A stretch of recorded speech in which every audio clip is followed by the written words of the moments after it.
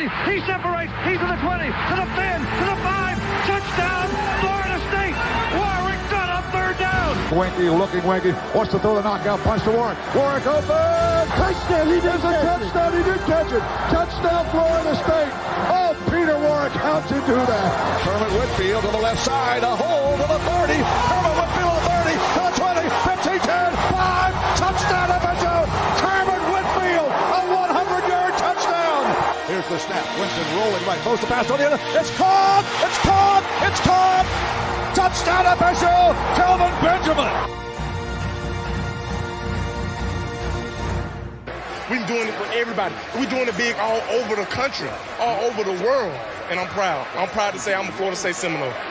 This is the Garnet and Old Podcast with your hosts, Ryan Eastman and Vince Ciccarelli.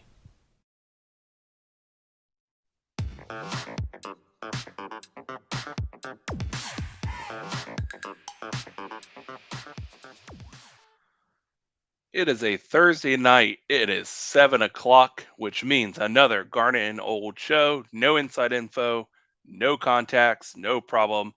How you doing, Vince? Doing great. I'm really proud, Ryan. I'm proud of us. We are sticking to the plan every Thursday at 7 p.m. And we're proud of all the listeners and the watchers as well, sticking with us, even through the doldrums of the summer. Summer's been rough, and as summertime, I guess, keeps on dragging on until we get into ACC kickoffs and all that fun stuff. We got to do something to create excitement in the FSU universe. For those that are listening at home, we got to give them something that they want to hear. We got to give the people, Vince, what they want. So I think it's time, Vince. People want to talk about the season, Ryan. They want to talk about what's coming. So let's do a little bit of a forecast. Very early. You know the way ahead, like you know the rules. There are no rules, man. We're lost. No. The way we win matters. A little impromptu, way too early. Way early. Wins and loss prediction for you and I, Vince. I am going to go ahead and kick it off. And listen, the schedule is fun. I actually really like our schedule this year, because it's got a lot of intrigue for us, especially early on. And then based on how that goes, we're either hanging on for dear life, trying to sneak into the playoffs, or we're disappointed bitterly early. Yeah, well, we're setting the stage here, Ryan. Let's just say that I'm not one to talk about wins and losses in June because there's so many things that still need to happen and so many things we still need to see. But we're going to do it anyway. Everybody knowing that we're all allowed to change our minds between now and the start of the season. So here we go. So Vince, right off the bat, talk about a way to start the football season. LSU, Florida State, primetime Labor Day in Orlando. Man, I can tell you one thing. Going into this game, my nerves, it's that game where you have the pit in your stomach the moment you wake up that day. And the closer you get to that 7 o'clock kick, man, it just starts getting nervous. And it really isn't even until the end of the first quarter where you're actually like, okay, I'm kind of calmed down enough to really take this game in. I think that Florida State and LSU are very, very evenly matched teams. Agreed.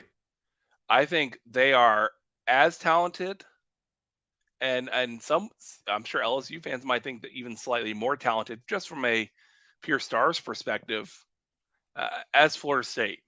I think it's a really tough game. I think this thing is very similar, not similar at all, actually, to last year, the way it started. I think it's a tit-for-tat game where we go down the field and score, they go down the field and score.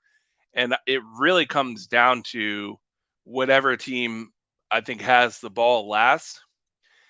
It's the definition of a coin flip game, Vince. And I'm going to be honest with you, surprisingly, I'm going to pick a loss for Florida State to start the year. All the fandom, everyone excited about this game, puts all their eggs in this basket, and they get a loss. But we'll have some opportunities to get that excitement back as the schedule goes on. Yeah, I can agree with you on everything you said up into the loss part.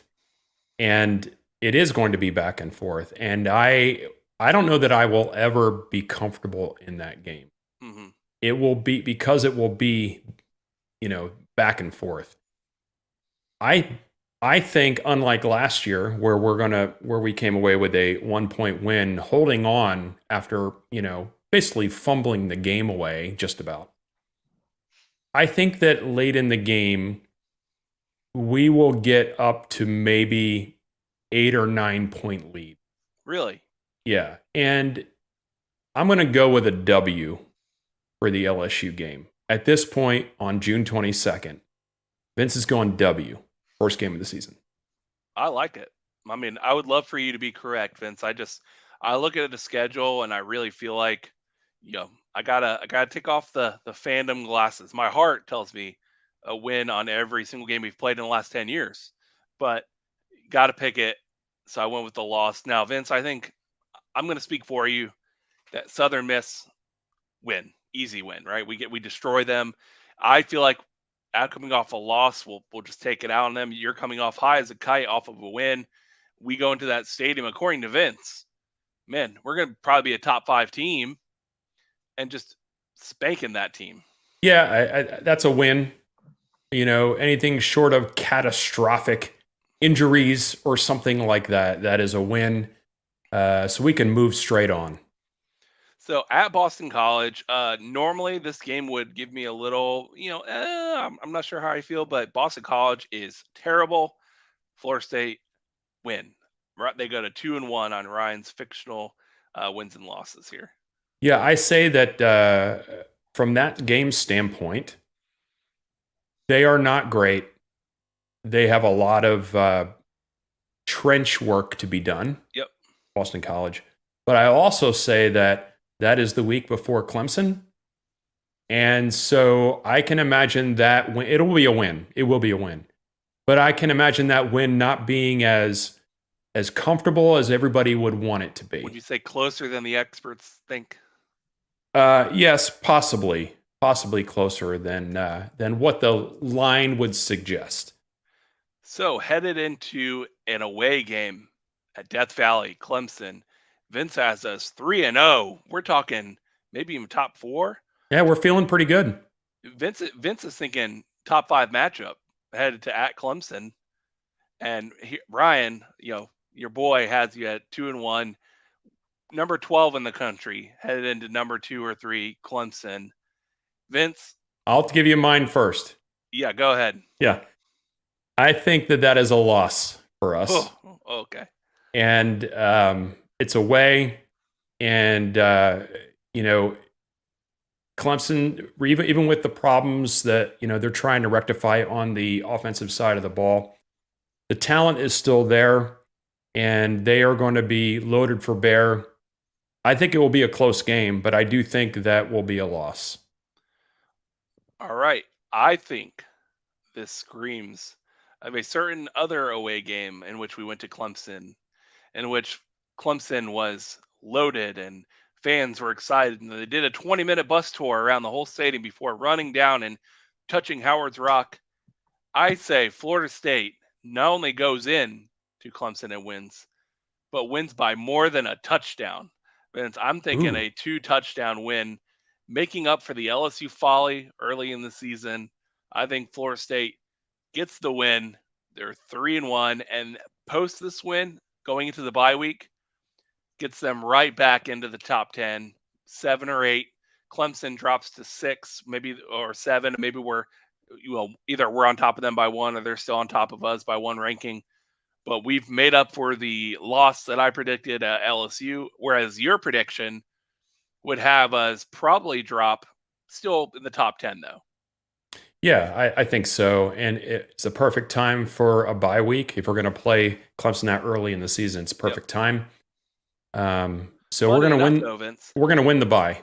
Funny enough about this situation, though, despite us picking the losses at 2 different times of the season, you picking Clemson as a loss, me picking LSU, going to the bye, we're probably the same ranking despite either of our situations happening. Yeah, I think so, because both of those losses would be against top teams. Yeah. Virginia Tech, home game, win. That's easy. Yeah, yeah. Virginia Tech's not talented. Coming off a bye week, definitely a win there. The Cuse, the big old orange mascot that looks terrifying every single time I see him. It never gets less terrifying. Easy win. Sure. Mm-hmm. I think there's reason to think that the Syracuse game will be a better game than the Virginia Tech game. But yeah, I think that is a win as well. And here we are. We're at 5-1 now. Is that we're 5-1? Both of us have 5-1 at the halfway point in the season. Duke close, a scare in the middle of the season. Vince, a scare of a game. Not expecting anything. It's going to be probably a sleepy nooner or 3:30 game. Duke gives us a little stammer. We're tied at halftime, Vince. My heart's pounding. I'm in the stadium. I'm talking to you like, Vince, what are we doing? But we pull out with a 14-point win. It's fine. We're not thrilled, but we get the win against Duke. Yeah, so what do you think about that one, Ryan? Why do you think it's going to be close? Do you have a high thought about the Duke team? Not necessarily a high thought about Duke itself, although I think they're pretty well coached most of the time. What it really comes down to is looking at any schedule aside from let's take maybe like 2013 in the last 20 years out of the equation. There are games that every single year that you go into that you think we should just dominate, and then we don't. And I fully believe that the next week, because we're going to be going at Wake, that's going to be we're pissed off game because of last year and how that game went. Yeah. So we're not even going to be Duke will be the last thing, and we're just going to be walking into that game. It's going to be a win, all good. And I don't think that it'll be anything Duke's doing. I think it's something that we are not preparing for Duke the way we should be, and we're looking ahead to that Wake game because it's a revenge tour game. Yeah, I'll just say, because I don't think I said the Duke game will be a win. Yeah. But agreed with you on the Wake game. That, it's funny to say these words, but that game is an important game. And that game is an important game because Wake has played well. They always play smart. They're very disciplined. They're, you hear this all the time. They've got like 4th-year seniors and 5th-year seniors that have been through the program and know the system backward and forward. Well, they're breaking in a new quarterback this coming year. Yep. And yeah, there's some piper to be paid. Yeah. And I think you're right about the Duke game kind of being maybe your heart's not completely in that game. Yeah. Because you know what's going to come up next. So are you saying a Wake win, right?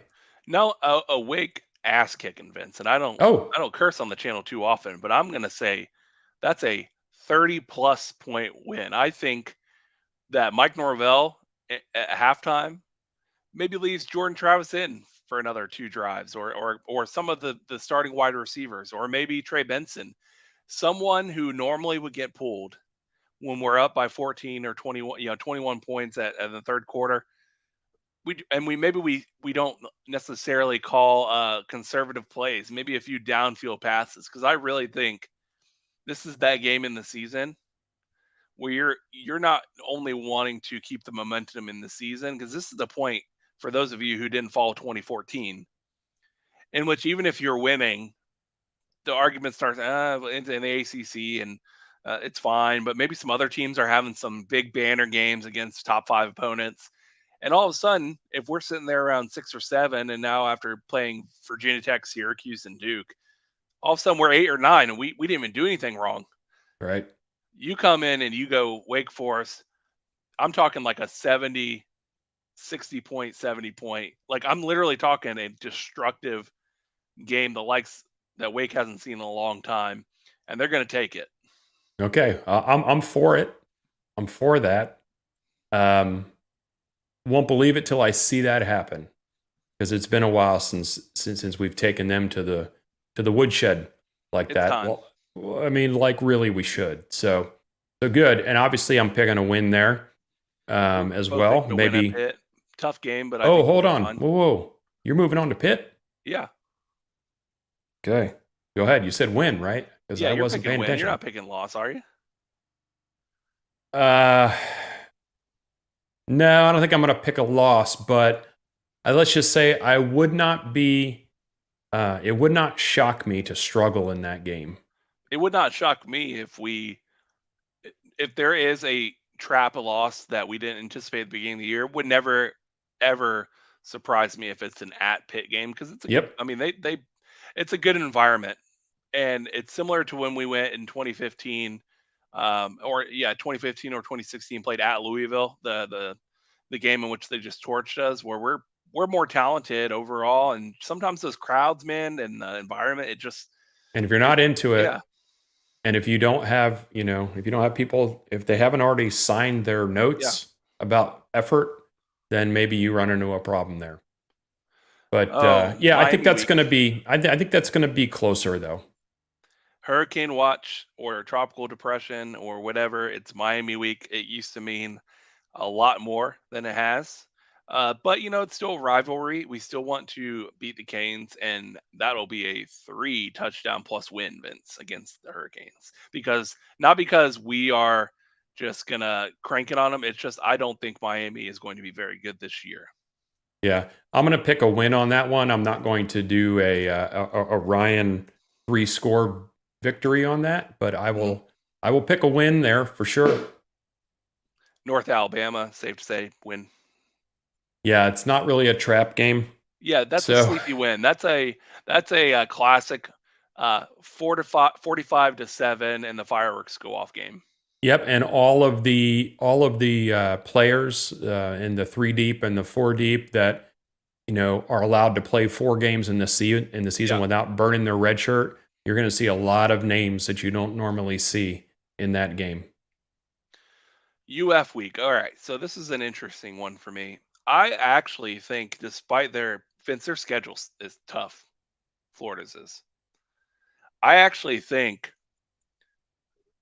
it will be a very close game. I think this is going to be a nail biter. I do think we get the win, but it's uncomfortable and we struggle to stop them kind of game. It just seems like no matter how terrible on offense they've been, they always seem to play well against us in the last couple of years, like on offense, out of nowhere.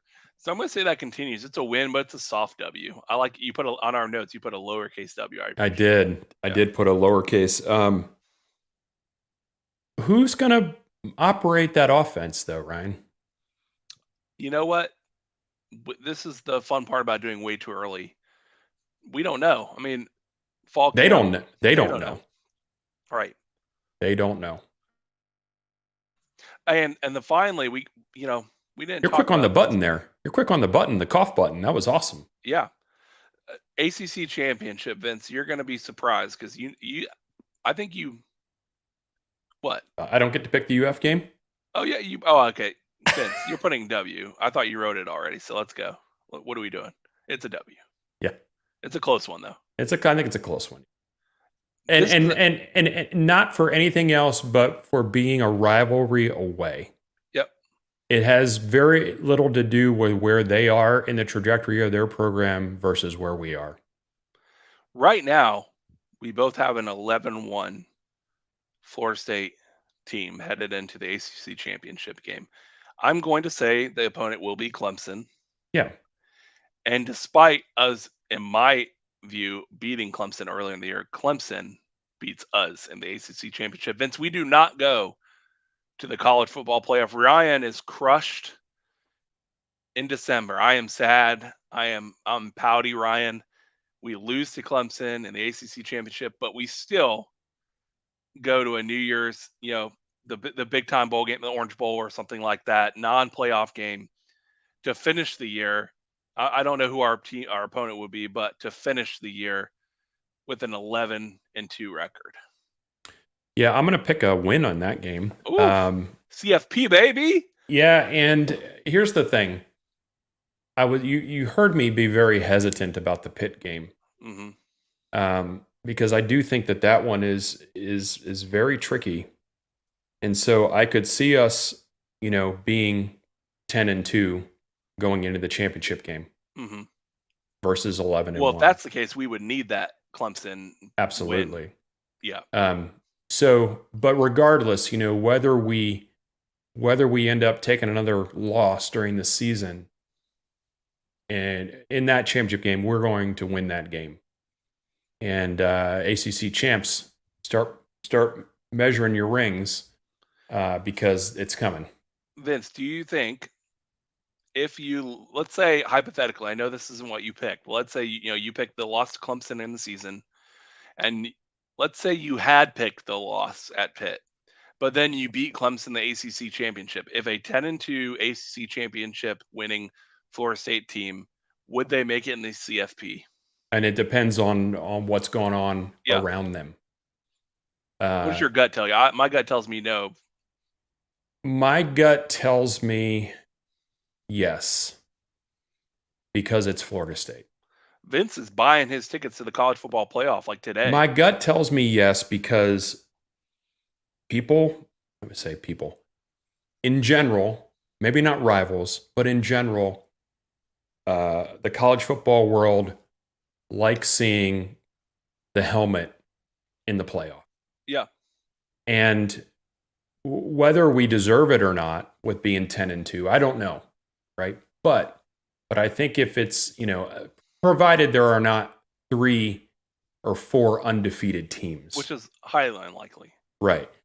If you get one undefeated team, a couple of 1-loss teams, and a couple of 2-loss teams, I think that is enough to get in. Vince, it's amazing, and I just want to remind everyone of this.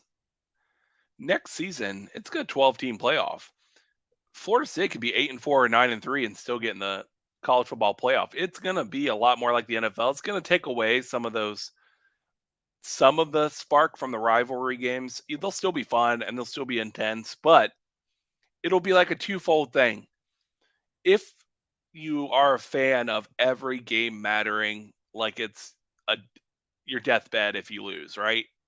Kind of like how it was for a long time with the BCS. Yeah. If you lost, you felt like, well, hopefully we can win the conference because the national championship's out of the hand. Those days will be over. But I contend, Vince, that because of how many teams will have a chance to be in the CFP at the end of the year, more people will stick around and be invested in their team, even if it's a not perfect year. I mean, if Florida State this year was heading into, headed into the final game against Florida with 8 wins, some of our fan base would be checking out.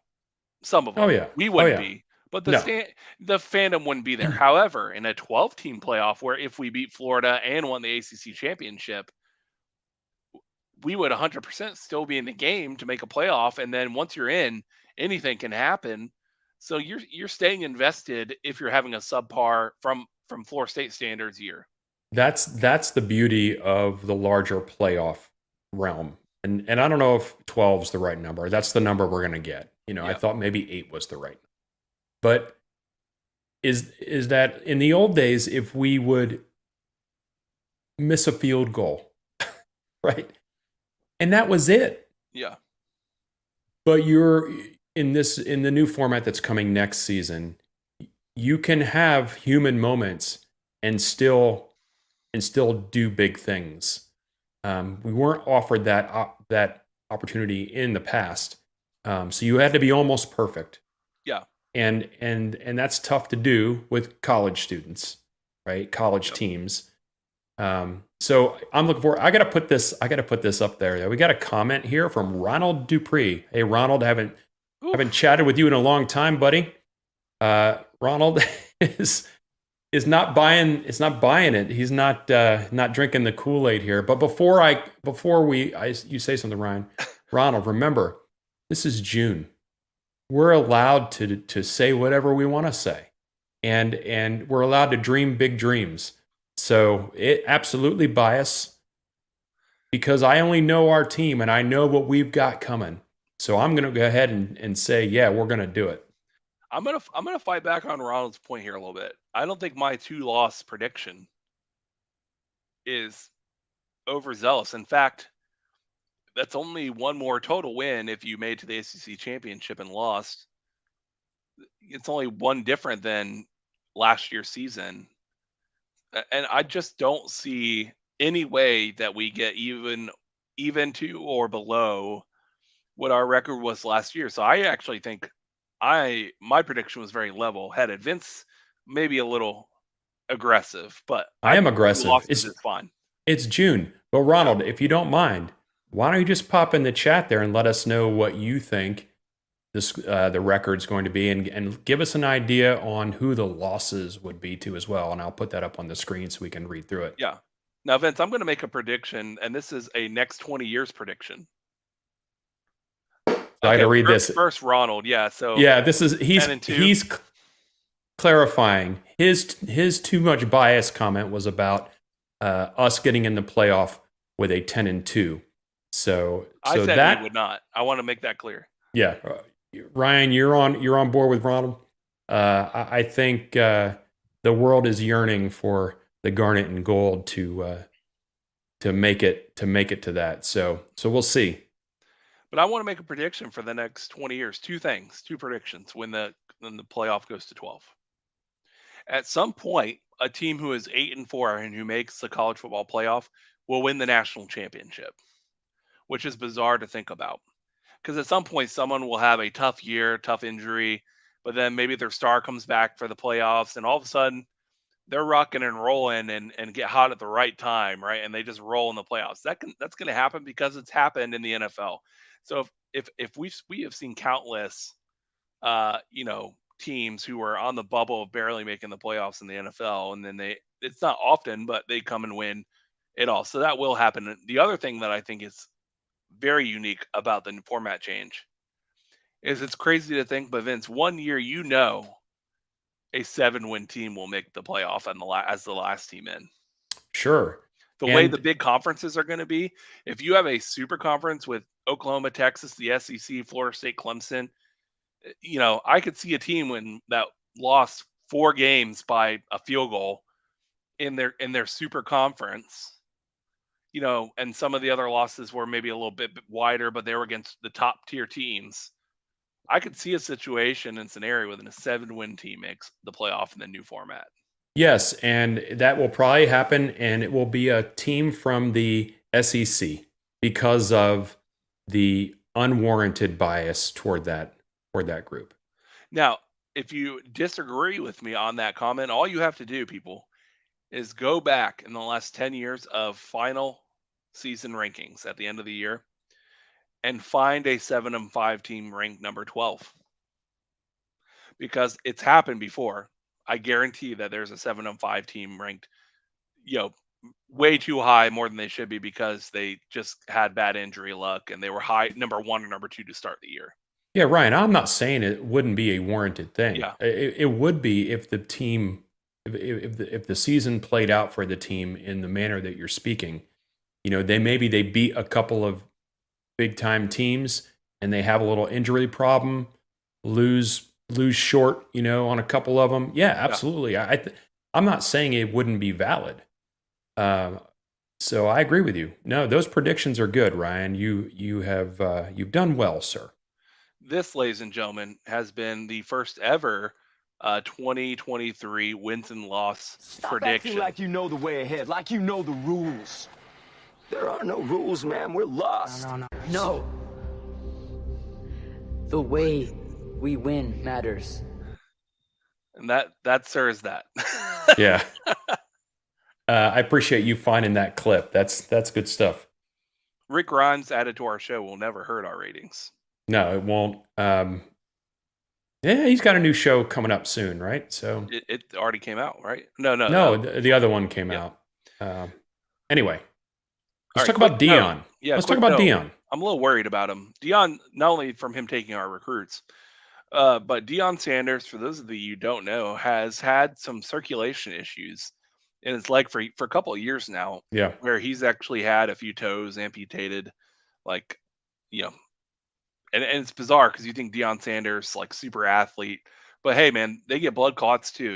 When they're super athletes, they have issues, they have circulation problems. But he's had some worrisome news. If you all out there Google search Deion Sanders, leg or surgery, in the last couple months, you've heard reports that eventually doctors predict he may have to have his leg amputated, which is nuts for a, primetime, college football and NFL Hall of Famer to think that he could have so many issues with his leg that he has to have his leg amputated. We hope that never happens, but Friday he is going to have what they've called an emergency surgery to, re- you know, try to counter some of the issues that's happening with his leg. Scary stuff, man.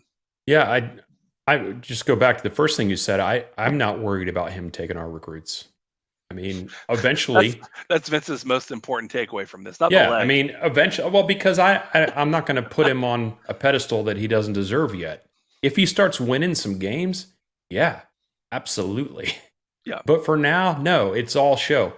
And I'm not sure if it was an amputation of the leg or the foot, but regardless, the last news I heard was that the amputation was not a done deal, and they were just going to do some surgery to try and rectify the problem. Hey, we're all human, right? We all have health issues and things to deal with. Just because Dion is one of the greatest football players that's ever played the game, doesn't exempt him from that. So, he's a Knoll. In my heart, I love him, wish him well.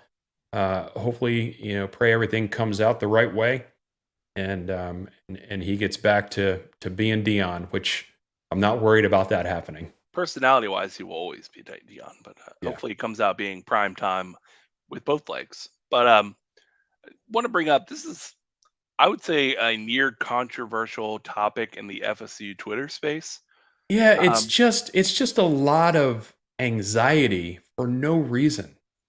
Guys, a month ago, people were riding high, man. Florida State recruiting monster, to picking up tight ends and quarterbacks, and we were riding high.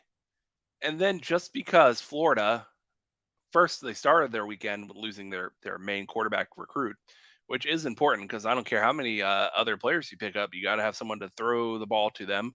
But unless you're Georgia Southern, then you can beat a team, a really big time team, by just running the ball. Yes, correct. But they picked up a bunch of really good recruits. But what I want to let everyone know is if you look at where these recruits are from, they are not Florida kids. Okay. So their allegiance is not from like the heart of, man, they've always wanted to go to the University of Florida. They're from Gainesville or Jacksonville. They haven't been wearing jorts their whole life. No, they probably got a compelling offer from their collective, and Billy Napier has been known to be a pretty good and aggressive recruiter. Sure, not taking that away from him at all. I think Billy Napier and the Florida program, in my opinion, will be on the way up quicker than Miami ever will be in the next couple years. But guys, they have spots all over their roster that they need to fill, and they can promise what we were promising to transfers, to the last 2 years, which is playing time and an ability to compete for starting roles. And let's not forget, they were terrible last year.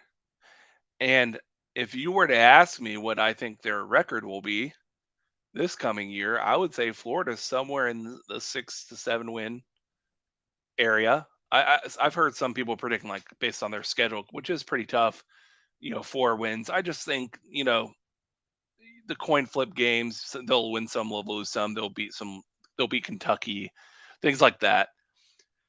I just see Florida going 6 or 7 wins. What that gets people in general, usually, is a top 20 class. Most of the time when you see a super top 5 class or top 10 class in June or July or August, and a team sucks and goes 6 wins or 6-6 or 7 and 7-5, there's a fair amount of those players that are not from Florida that have no commitment to the University of Florida from an emotional standpoint that will drop off. We have seen it here. It has driven us wild over the last couple of months when we have lost really amazing prospects, some of them who we believed would change our entire program because of the lack of success on the field. Yes.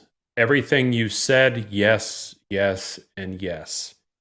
In order to have a quote unquote down season and maintain a high level recruiting class, you would have had to have had several great seasons leading into that season. Mm-hmm. So your recruits could look at it as a blip in the radar, not as a same old. Yeah.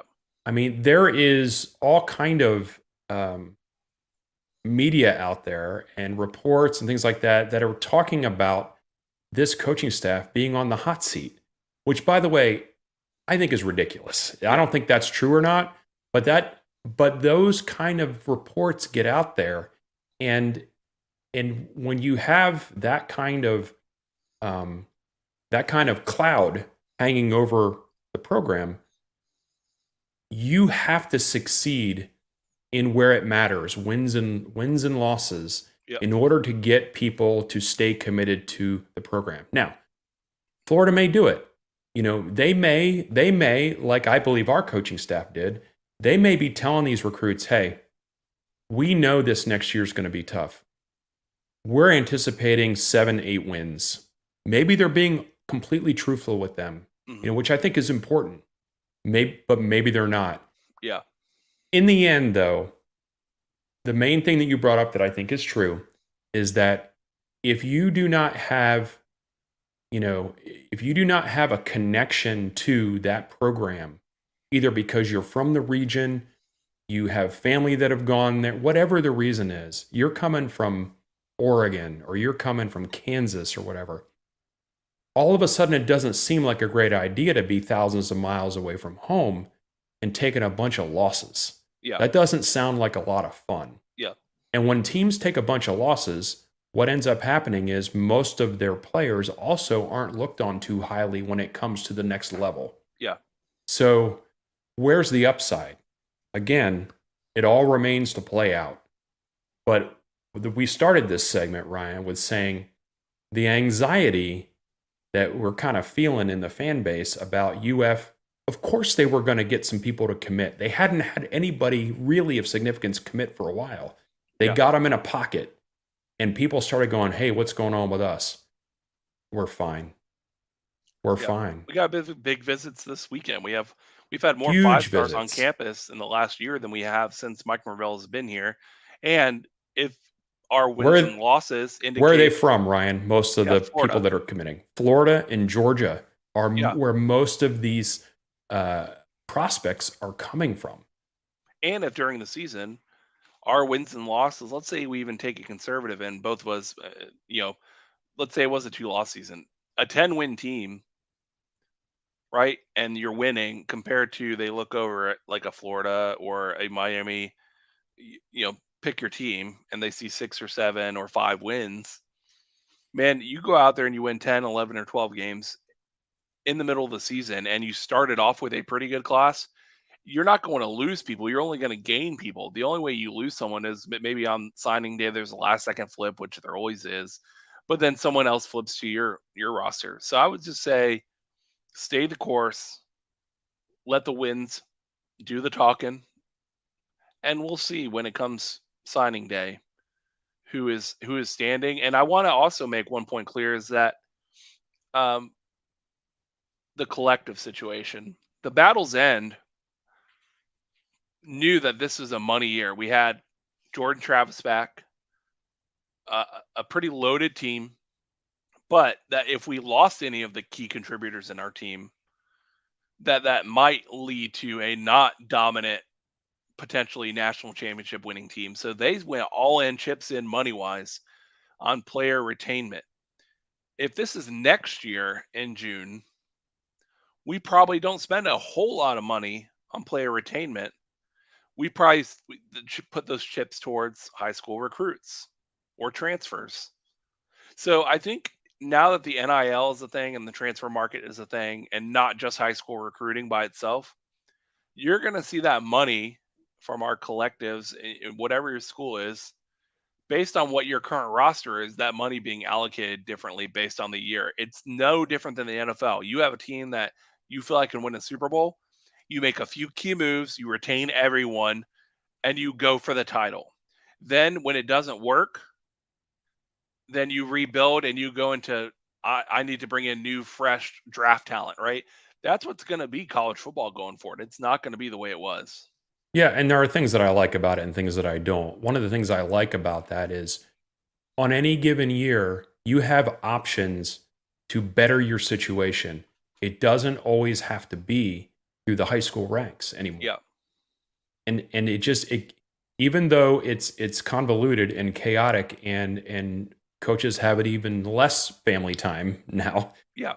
It does give you an opportunity if you have the right staff in place. Not just, the coaching staff, but the support staff. If you have the right staff in place, you can compete every year. Yep. You can compete every year. You got all your ducks in a row. You've got some money coming in from the collectives, whatever those pieces are of the puzzle. You're not banking your whole hopes and dreams on high school recruiting 100% every year, which is important. Because 100% on high school, busts happen every year, Yep. 5 stars that don't pan out, 5 stars or 4 stars that come to your school and they can't get the grades, all that kind of stuff happened in the old days and will continue to happen. Yep. But now you have opportunities to shore up the team through this other way. I'm not saying, Ryan, by the way, that once signing day comes and goes, that we will have a higher class than Florida. Yeah. It's not what I'm saying at all. What I am saying is that do not get your anxiety all out of whack in June when games still have to be played. Right. It's just important to keep a level head that Florida State's going to get the players that we think can help us at the time that they're going to help us. Sometimes transfers, sometimes high school, sometimes retainment. The staff has proven that they do that. They identify talent. The quarterback that everyone loves, Luke, that we just got. We offered him when he was a sophomore in high school, and no one was looking at him. And Mike Norvell and Kenny Dillingham were sitting on the field watching him when everyone else was paying attention to other players. And the guy, when he was a sophomore, Luke was like 140 pounds soaking wet, but he had a rocket of an arm and could place the ball. And no one offered him that early. We offered him first, and now he's stuck with us. And now that's identifying talent early and bringing those kids in rather than just going, "Hey, he's a 5-star that everyone else wants him. Let's offer." Right, Ryan. He wasn't even the starter. No, he hadn't even played more than 1 or 2 snaps at the high school level. So the staff's not perfect. They're going to miss on some people for sure, but I'm confident, and they have proven for me to be confident in their ability to find talent and find nuggets if they need to, but also to build relationships and to, this recruiting season, Ryan, will actually, the way this plays out, provided, our season turns out the way we think it will. Yeah. What I say by that, I'm not talking about the wins and losses we just talked about. I'm talking about like 9, 10, 11 wins. Yeah. If it plays out that way and the recruiting class doesn't happen, then you have to kind of look in the mirror and go, And by doesn't happen, I don't mean a top number 1 class. I mean top 5, top 6 class. Yeah, ask Jimbo how all those number 1 classes are doing. It's a waste of, if you can't utilize them, you can't develop them, then those number 1 classes tend to not work out for you despite the talent. He needs more facilities. Yeah, he needs better facilities and another new offensive coordinator. But other than that, Vince, I do want to tell everyone, hey, we have our Facebook, our Twitter, our YouTube channels. Follow us, watch us, share it with your friends, with your family. We got a lot of great content coming up for the college football year. But if you don't care about inside info, contacts, or problems, Nobody wants problems. Nobody wants problems. Nobody wants problems, and we're going to give that. We're going to give you no problems if you listen to the Garnet and Old Show every Thursday at 7 p.m. And we'll have even more broadcasts coming up in the college football season. So please like and subscribe. Vince, it's been a pleasure, sir. It's been a pleasure, Ryan. Thanks for getting this going again tonight, and we will see everybody next Thursday at 7 p.m. Go Noles. Go Noles.